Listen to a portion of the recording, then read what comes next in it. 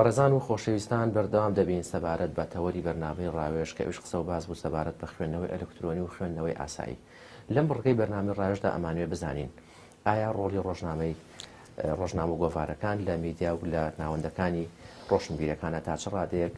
فەرامۆش کراوە یاخود خوێندنەوەی ئەلکترۆنی زیاتر بایەخی پێدرێ. ئاشکرایە کۆمەڵی ڕۆژنامە و گۆڤار لە کوردستانە کار دەکەن و ئەمان خزمەتێکی باش بە ڕۆکی میدیا ئەکەن. ئەمانوێت لەم بڕگەی بەرنامەی ڕاوێژدا بزانین ئایا میدیا ئەلکترۆنی هیچ زیانێک و کاریگەرێکیە بۆ سەبارەت بەم ڕۆژنامانە. بەسپاسەوە میوانی یەکێکی تر لە بڕێکەکانی بەرنامەی ڕاوێژ کاکە ئەنوەر حسێنە جەنابیان ڕۆژنامەنووسن. کاکە ئەنوەر سڵاو لێبێ و ئەگەر سەرەتا شرۆفەکاریەک بۆ میدیا ئەلکترۆنی بکەین چۆن باز لە میدیا ئەلکترۆنیەکە؟ زۆر سپاس. لە ڕاستیە میدیا ئەلکترۆنی زۆر تازە نییە لە ناو جیهانی میدیایە، بەڵام لە ماوەیەکی زۆر کەمە بڵم تەسیرێکی گەورەی داناوە و بە تایبەتی لە خۆی لە ڕاستیە ئەم شەپۆلێکی خۆرئاواییە و تەسیری زۆری لە ناو کۆمەڵگاکان داناوە. بە تایبەتی لەو کۆمەڵگانەیەگە جەناب مەبەستەوە بێ سۆسیال میدیا بە دیوی پۆزتیڤ چەندە تەسیری داناوە. بە نەزەری من لە کۆمەڵگا خۆرئاواییەکان بێگومان تەسیری زۆری داناوە، بەڵام لەو کۆمەڵگا خۆرئاوایەتیانە بە تایبەتی لە کۆمەڵگایەکی وەکو کوردستان بە نەزەری من نەیتوانیوە تەسیری موسبەت دانێ تەسیری پۆزتیڤ دانێ، بەڵکو وا تەسەورەکەم یەکی لەو کۆمەڵگەیانی کە سۆسیال میدیا تەسیری خراپی لەسەری داناوە کوردستانە و یەکی لەو کۆمەڵگەیانش کە سۆسیال میدیا خراپ بەکارێنێ کۆمەڵگای کوردستانە. دیقەت بە لەناو ئەو کۆمەڵگایە مەسەلەن تۆ بزانە ڕۆژانە گوێبیستی چەنە هەواڵی نادروزەبی و چەنە هەواڵی ناڕازەبی. مەسەن دوێنێ پێرە لەم ڕۆژانەیە کە ئەم ڤایرۆسی کۆرۆنا بڵاوەتەوە یەکێ لە ئەو پەیجە کوردیەکان نووسیوێتی ڤایرۆسەکە گەشتە کوردستان بەبێ ئەوەی یەکەم زانیاریەکانی ناڕاستە، دووەم مەسەن بێتەوەی تێکدانی سایکۆلۆژیای خەڵک و چەند بابەتی تر هەیە ڕۆژانە ئێمە بیستین ڕاستی نابێ بە زانیاری بۆ کۆمەڵگا، بەڵکو بێتەوەی تێکدانی پەیوەندی کۆمەڵایەتەکان و تێکدانی سایکۆلۆژیا ڕۆحیەتی خەڵک و پێدانی زانیاری ناتەندروست. بە نەزەری من سۆسیال میدیا یا با بڵێم میدیای ئەلکترۆنی و میدیا ئینتەرنێتیەکان لە کوردستانە نەیانتوانیوە پۆزتیڤانە مامەڵە بکەن و نەیانتوانیوە تەسیری پۆزتیڤ دانێن لە کۆمەڵگای. باش، ئاشکرایە ڕۆڵی ڕۆژنامە لە کوردستانە کە مێژوویەکی پرچنگداری هەیە و لە 1990 مقدار مەدحەت بەدرخان یەکەم ڕۆژنامە لە قاهیرە چاپەکە لەو کاتۆ تا ئێستا ئەمڕۆتە بەباشی هاتووە. پێت وایە ڕۆتی ڕۆژنامەی کوردی بەهۆی میدیا ئەلکترۆنیەوە بەرەو پێشەوە یاخود وەستاوە یاخود لە پاشەکشە یاخود لە چ ئاستێکای بینەوە؟ لە ڕاستیە ئەوەی کە جەناب دەڵێ ڕاستە. یەکەم ڕۆژنامەی کوردی 1898 دوا بە دوای ئەوە دەورانی ڕۆژنامەگەری لە باکوور و دواتر لە باشوور و ئەوانە تاگا بە ڕاپەڕین ئێمە خاوەنی ڕۆژنامەی با بڵێم شاخین یا ڕۆژنامەی حیزبین یا ڕۆژنامەی ئەدەبیاتی بەرگرین، بەڵام لە دوای ڕاپەڕینەوە میدیای تەقلیدی و میدیای کلاسیکی کوردی یا ئەو میدیای بینراوە بیسراوە چاپکراوەکەی کە مەسەلەن لە کوردستانە زوو گەشەی کرد لە دوای ڕاپەڕینەوە، چونکە واقعیەتێکی ئەوەیە کە لەکوێ دیموکراسی گەشە بکە میدیاش لەوێ گەشاکەوە پێچەوانەکەشی ڕێکڕاستە بۆی بوونی ئازادیەوە لە کوردستان ئەو میدیایە تەسیری زۆری دانا. بە نەزەری من ئەم میدیایە هێشتا ڕاستە باشەکشەی کردووە، بە تایبەتی میدیای کاغەزی و ڕۆژنامە و تەنانەت میدیای بیسترا و رادیۆ لە بەرامبەر تەلەڤیزیۆنە پاشەکشەیان کردووە، بەڵام هێستا دیقەت بە ئەم میدیا تەقلیدیە مەسەلەن بەرپرسیارانەتر مامەڵاکە و مستاقیەتیشی لای خوێنەر زیاترە. بۆ چووکایەکیانەوەیە کە تۆ شوێن و مەکان و پێکهاتەی و ستافەکەی و سەری خاوەنیمتیازەکەی معلومە، تۆتوانی مامەڵەی کۆنداکتی ڕۆژانی لەگەڵ بکەی و لە ڕووی فیزیکیشەوە بیبینی بیگری بەدەستەوە هەستی پێ بکەی لەمسیکەی. بەڵام بەداخەوە ئێمە ئەو میدیایی تر بەشێکی نازانی خاوەنیمتیازیشیە نازوانی سەرنووسەریشیە نە مۆڵەتی وەرگرتووە لە فەزایەکی فراوانە بە میزاجی خۆی مامەڵاکە و مەسەلەن تەنانەت لە ڕووی یاساییشەوە ناتوانێت داوایەک لەسەر ڕۆژنامەیەک گۆڤارێک تەلەڤیزیۆنێک تۆمارکەی ناتوانێت لەگەڵ ئەم میدیا ئەلکترۆنیە بیکەیت. ڕاست و بەداخەوە من بڵێم ئەوەیە کە بە هەزاران سایت و پیجی کوردی لەناو سۆسیال میدیایە یاریەکە بەشێکی زۆری کە ناسنامەکەی دیار نییە خودی کە کاتێک کەناڵێک شوناس و ناسنامەکەی دیار نییە مانای تۆ بێ گومانی لێ بکەی مانایە بێ بزانی کە نێتیشی باش لە پشتیەوە نییە. بە نظری من گرفتی سەرەکی ئەم میدیا ئەم سۆسیال میدیایە میدیای ئەلکترۆنی لە کوردستانەوەی کە یاسایەکی نیە تا ئێستا ئەو یاسایانەی کە مەسەڵەن یاسای ژمارە 35 ساڵی 2010 تایبەتە بە یاسای ڕێخستنی کاری ڕۆژنامەنووسی یعنی میدیای چاپکراوە ڕۆژنامە و گۆڤار مەسەڵەن هەندێک ڕێنمایی هەیە لە وەزارەتی ڕۆشنبیری تایبەتە بە رادیۆ تەلەڤیزۆنەکان و پێدانی سپێسی فریکۆنس بەڵام هیچ یاسایەک نییە تابعی ئەوە بێ سۆسیال میدیا و میدیای ئەلکترۆنی محاسبە بکە بیباتە دادیا و مامەڵی لەگەڵ بکە. ئێستا ئێمە ئەم پەرلەمانی کوردستان لیژنەی ڕۆشنبیری و سندیکای ڕۆژنامەنووسانی کوردستان خەریکی یاسایەکین بۆ مامەڵەکردن لەگەڵ میدیا ئەلکترۆنی و سۆسیال میدیا. من هیچ کار لەگەڵەوە نیم هیچ یاسایەک دانرێ بۆ سار بەڵام یاسایەکە بێ میدیای تەقلیدی ڕۆژنامە و گۆڤار و تەلەڤیزۆن و رادیۆکان و سۆسیال میدیا و میدیا ئینتەرنێتیش بە هەماشیەوە ڕێکخە مەسەڵەن مولزەمیکە نابێت لە خۆیەوە هەواڵ بنووسێ و زانیاری بدا و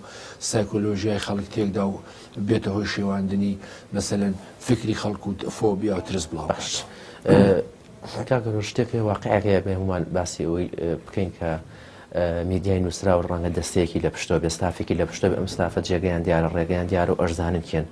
بەڵام میدیا ئەلکترۆنی وەکو بەڕێستان ئاماژەتان پێکرد لەوانێ دەستێ بێ ستافی بێ ئەسڵەن هەر لە دیوی پشتەوە بێ کەس نەزانێکێن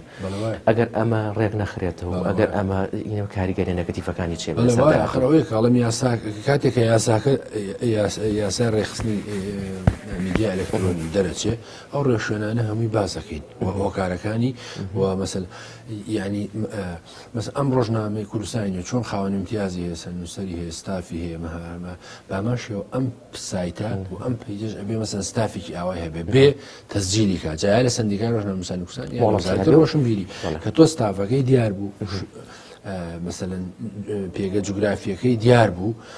ئەو کاتە مەسەن ئۆتۆماتیکی ئەو کاتە ئەو ناتوانێت بە ئارەزی خۆی شت بنووسی شت بڵاو کاتەوە و بە بێ زانیاری و بەڵگە و دۆکمنت چونکە تۆ ڕوبەڕووی دادگایەکەیتەوە. ئەمانە پرسیاری ئەوە بکەین ئایا ئەم خوێندنەوە ئەلکترۆنیانە یاخود ئەم سایتە ئەلکترۆنیانە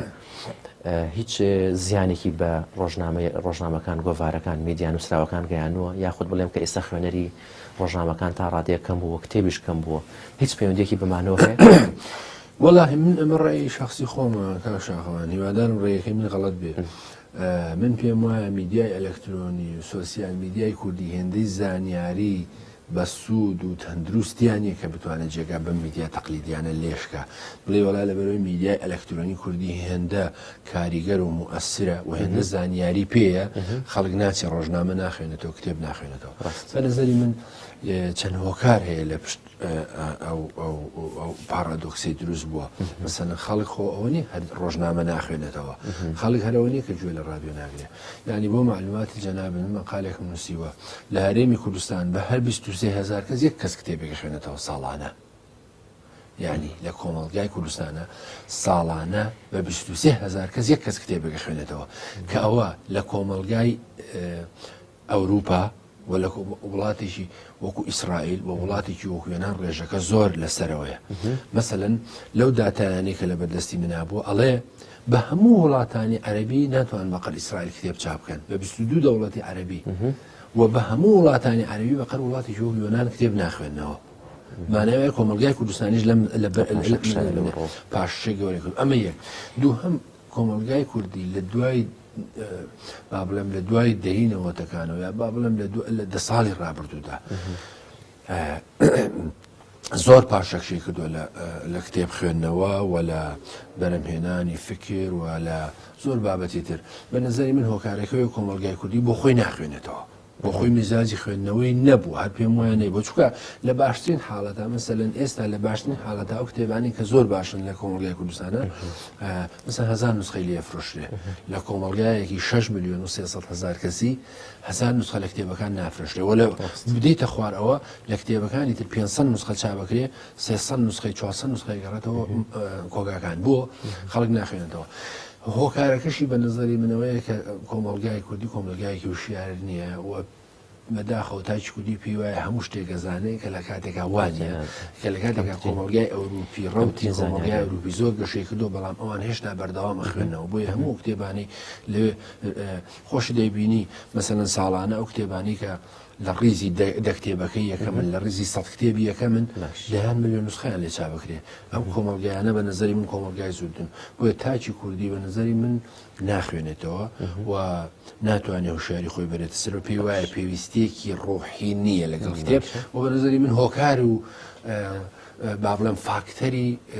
ناقەنەعات پێکەر دێنێتەوە مەسەڵەن لە سۆسیال میدیا تەئسیریەیە کە لە کاتێکە بڕۆ سەیری ئەم کەسە بکە مەسەلەن توانی جەنابەت توێژەرێک دەتوانێت بێ 100 کەس بخاتە ژێر چاودێریەوە بزانێت کە ئەمە کتێب ناخوێنێتەوە فەیسبووکەکەی چی بە خەڵک گەڵێ وە زانیاریە نوێرێک لە خەڵک ئەمە یەک دووهم یعنی کە مەسەلەی کتێبخوێنەوە کاکن پەیوەندی بە کۆمەلگای وشیارەوە هەیە و پەیوەندی بە سیستەمی پەروەردەشەوە هەیە کۆمەلگای کوردستان لە بیدایەتی دراسە و لە بیدایەتی خوێندنگاکانی لە یەکی ابتیداییەوە کام مناڵ حەزی لە کتێب نەبێ بە زۆرە چێ بۆ مەکتەب و بەردەوام مەسەلە محاسەبە کرێ و دەرەجەی لێ یشکێنرێ و دوایەوەش خوێندنگاکان و هەیکەلە و تەنزیمی بیناکانی لە شەرسیەوەی زیندان دروستکراوە کارەبای نێساردە گەرمایە ئەمانە هەمووی تەسیرێکە لەسەرەوەی لە مناڵ لە سەرەتاییەوە لە کتێبە تۆرێ ڕقی لە کتێبە بێ ڕاستۆی کە دێتە مەرحەلەکانی تریش بە نەزەری من ناتوانرێ مەسەلەن پێی بڵێ خوێنە وە لەگەڵەوەشە جەناب دەزانی مەسەلەن بڕۆ لە ئەتوانم بڵێم لە 102 ماڵەکانی کوردستان کتێبخانەیان نییە مەسەگە لە بیدایەتە دەست پێ بکەینە بێت ئەم بینایانەی خوێندنگەکانی کوردستان بڕوخێنی بینایەکی مۆدێرن دروستکەی کورسی مێزی معقولی بۆ دانەی ئەمەنە زەخت لە مناڵ نەکەی هەموو شتێک و هەموو شتەکانی بستی بە نمرە و دەرەجەوە لە 1 و 2 3 ئیبتیدایی ئێستا هەندێک ئاڵگۆڕاتەوە تۆ لە 1 و 2 3 ئیبتیدایی ئەی خێ لەسەر دەرەجەیتر مەسەلەن ئەم مناڵە چۆن ناتوانێت بێ بە بەهرەمەند و فێر بێ مەسەلەن لە وڵاتێکی وەکو یابان تا 6 ئیبتیداییش هیچ خوێندکارێک ناکەوێت بە حەج دەلیلێک مەسەلەن بۆیە مبدەعی لێ دەرەچێ داهێنەری لێ دەرەچێ ئەمە یەک دووهەم بەداخەوە حکوومەتی هەرێمی کوردستان مثلا هیچ باربوویەکی دام و دەستگای چاپمەنی ناکات لە کوردستان لەوانە مەسەلەن بە 100 ملیۆن دلار سەر بەکرێ بەڵام نابینی مەسەلەن دامی پرۆژەی میدیا و خوێندنەوە و کتێب بکە ئەمە دوو سێهەم بە نظری منەوەیەوە کە یاسایەکە بێ ئەم یاسایانە ڕێ بخرێتەوە یاسای کاری ڕۆژنامەنووسی یاسای مەسەلەن چاپکردنی کتێب یاسای مەسە ئێستا وای لێ هاتووە حکوومەتێری کوردستان بۆ خۆی سانسۆری داناوە مەسەلەن هەندێک کتێب وەڵێ ئەمە نابێت چاپ بکرێ و دەلیلەکە شێوەیە کە ئەمە باسی دینەکە بەڵام لە پشتی ئەوە بە هەزاران کتێب چاپ بکرێت بە بێ ژمارەی سپاردن لەلایەن هێزە ئیسلامیەکانەوە مەسەلەن محاسەبەی ئەوەشی پێ ناکرێت. ئەنوەر حوسێن ڕۆژنامەنووس زۆر سپاس.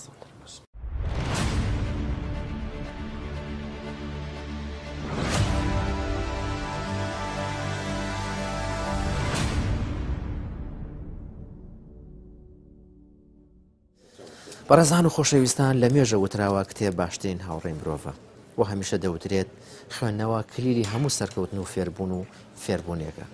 لەبەرەوە گرنگە هەموو لایەک هەوڵ بدەین